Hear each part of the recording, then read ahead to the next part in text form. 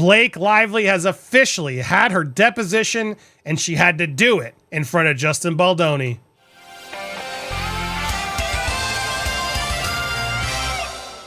Welcome to Popcorn Planet. I am Andy Signore. We have been live hanging out. It's an amazing audience today as we've been going through. We had Lauren, Quarter Random Opinion, show up. I wanted to give you a recap of sort of the biggest stories that we talked about today. The biggest being the fact that, according to TMZ and at various other outlets, Blake Lively has finally sat down for her deposition. And I'll be honest, it surprised me because I didn't think she was gonna. Thought she'd continue to find more excuses.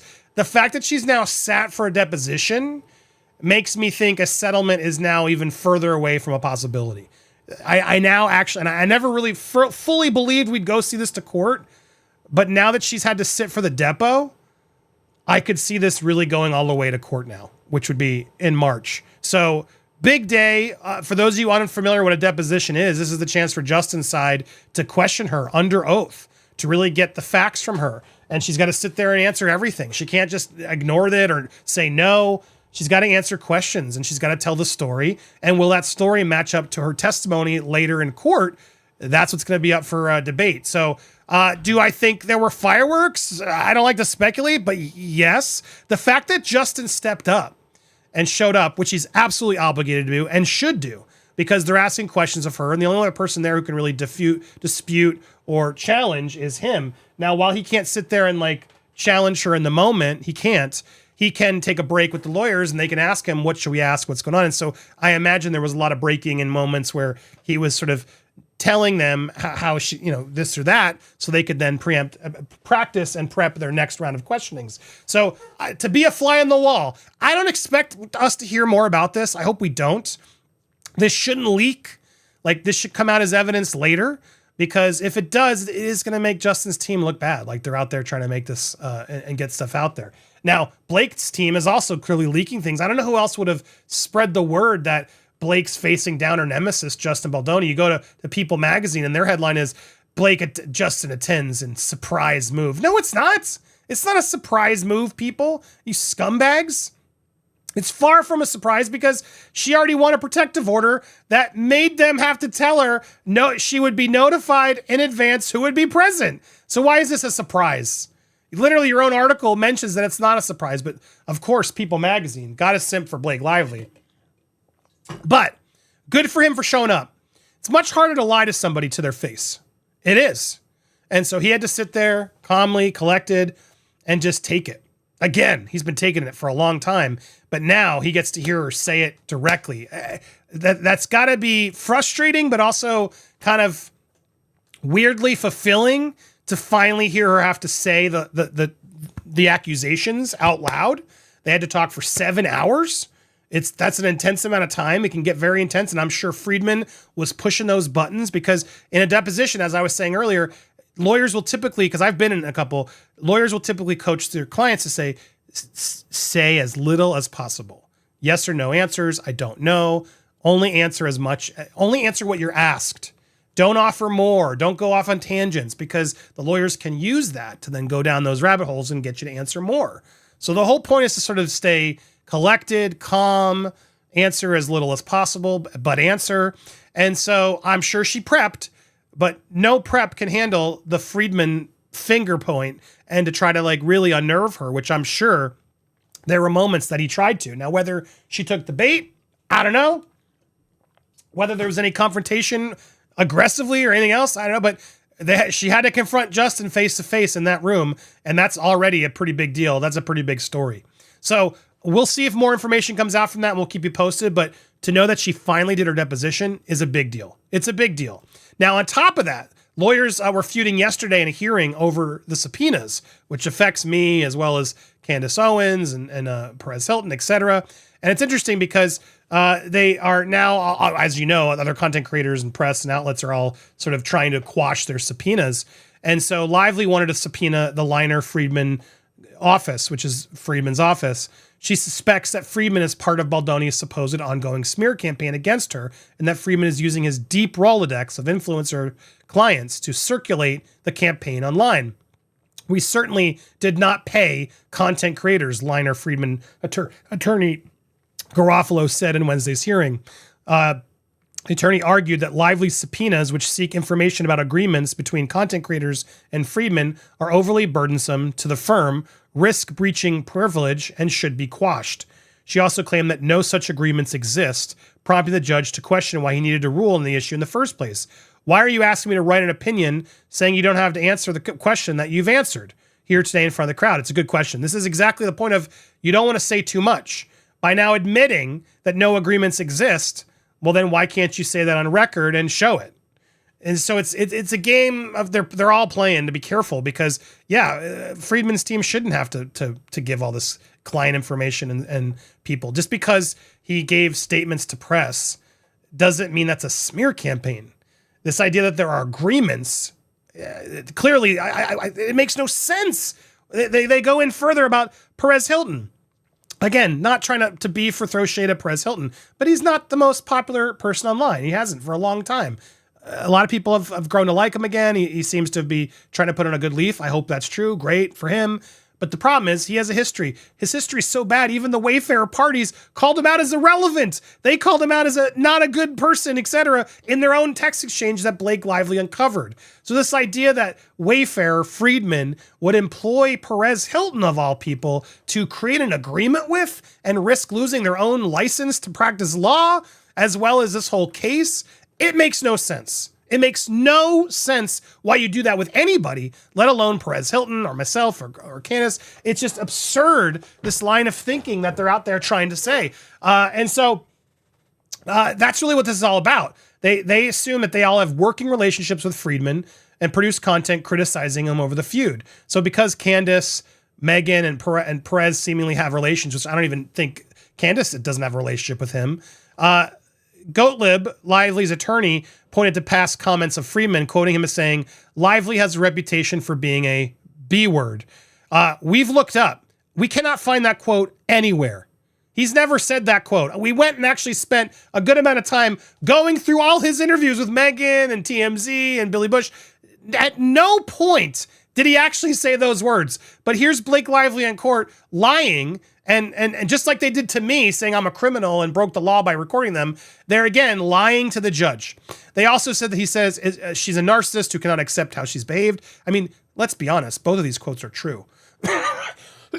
Excuse me. They're kind of true. But he didn't even say that. He didn't say either of these quotes as verbatim. He alluded to it and said, I'm not a doctor, I can't diagnose, when someone asked her about it. But they're putting these words in his mouth to make him, again, look worse than he is. These are the things Mr. Friedman says when he goes on his client shows, arguing in support of the subpoenas. He added that it's a misrepresentation to suggest that no agreements were made between him and his content creator clients. He argued that by his count, Hilton posted more than 500 times about the spat between Lively and Baldoni on his gossip website. This is the thing. They just don't understand how the internet works. Perez is paid by clicks. And if he gets a couple clicks on one of the other ones, he's going to do 498 more. That's just how it works. But they don't get that. They didn't even read the documents that show that Wayfarer doesn't like Perez Hilton. We'd like to know about Perez. We'd like to know if there's actually an agreement in place between the two of them. That is just so moronic, I can't even. Like, Brian Freeman's going to risk his entire career and make it a secret or paid agreement with Perez Hilton, or any of us for that matter. It's absurd. It's absurd. Anyway, they go on. They then talked about there's some text chain where Baldoni's team was then introduced to another content creator client of his, who then went on to make more content. I'm unable to say the name of who this was. Gee, well, thanks for sharing nothing then. He didn't immediately roll in the quash, though he did say he found one which seeks Friedman's communications with various media sources tremendously broad and actually quite chilling. So that's encouraging. It's encouraging that he did push back and even acknowledge that. He previously also quashed subpoenas seeking Baldoni's phone records that were overly intrusive. So that's good. It's not as bad as people try to keep claiming. There's definitely some pushback here from Lyman. We will see what actually happens here. But beyond that, the other big news of the day, Blake Lively filed her amended complaint, and you're looking at it. It's a lot of black lines. How is this allowed? So I don't really have much to say regarding this. That's why I put it at the end. All we got are some posts of her from New York to try to justify why Jed Wallace, this PR crisis person who's in Texas, should be tried here in New York, because a celebrity posted 2 photos in New York. That means nothing. She could be anywhere posting those. What's her point? New York lady, haha, blue jean baby. So we must practice in New York. So therefore, it's all going to be in New York. Jed did his work in Texas. So she's trying to, Jed was dismissed. So now she's trying to, and was given due to the judge, an opportunity to refile and amend it to include more reasons why Jed, excuse me, almost choked on my own cough. Finally getting over my cough, but after I talked for 3 hours in a stream, I'm losing it. She's trying to connect a square in a round hole, is what she's trying to do. She has to force now Jed into her New York lawsuit so she can be reintroduced. And we'll see if Lyman takes this new bait. But honestly, we don't even know what it is because look at all this redacted stuff. It's very strange. It's very strange. We also learned that she's now gone after 107 creators. 107 creators. I want to end you with this quick quote right here from Molly. I think that Dare. Blake Lively's legal team is actually Team Baldoni because what in the world are they doing? They just filed a second amended complaint. They have added Jed Wallace back into the lawsuit. Is her legal team just trying to get every dollar they can out of her? Just when you think the court of opinion couldn't be any less favorable towards her, they go and do this. And you can't even read what else is in there because it's entirely redacted.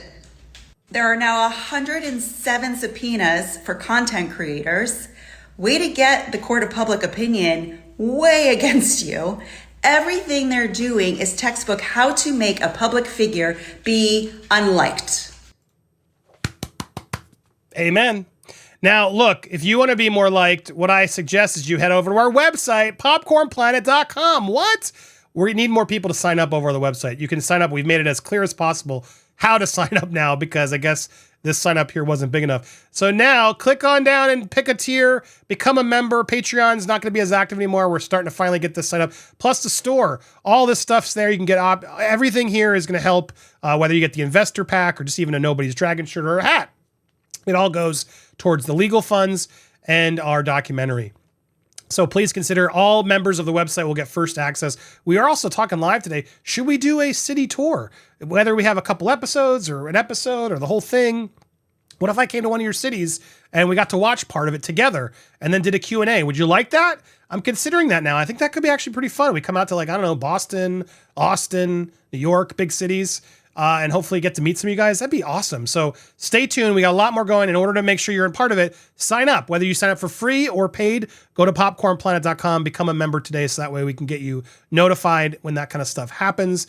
Join the team, etc. And don't forget, we still have our Give, Send, Go. We're getting so close to our bigger limit. And honestly, it's starting to jump. We need more. I hate to keep asking for it, but the legal bills are a lot. Also, my editors are working crazily now to add a lot more. I want to try to keep raising those funds so I can take care of them. And so thank you to everybody who's helped step up, and you can at our Give, Send, Go. I'll put a pinned comment down there with all the links. Thank you guys so much for watching the live. If you want to watch the full conversation with Lauren and so much more, become a member of popcornplanet.com, and that's where you can all go watch the replays. We're going to start showing you more and more. You go over to exclusive content right there, and you'll be able to watch the replays along with other fun exclusive stuff, including our With Hate Megan series. Stay tuned. We're going to have the final episode dropping next week. A lot to see on the website. Check it out. Stay tuned. Also, whether you're watching live or on the replay, hit that subscribe button, hit the bell for all alerts, smash that thumbs up as well, and leave your comments down below. All of that helps tremendously with the content.